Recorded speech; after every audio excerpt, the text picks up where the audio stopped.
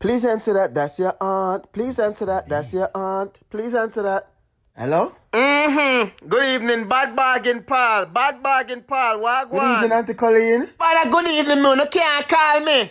Auntie Colleen, I'm gonna call you about 6 months ago or something like that. Listen to me, man. We are living in rough times. Only need to call me at least 3 times I a know, month I know. or something like that. For see how I'm doing because anything can happen. When your mother left for go find for go take man, and me decide to take care of you now. Alright, Auntie.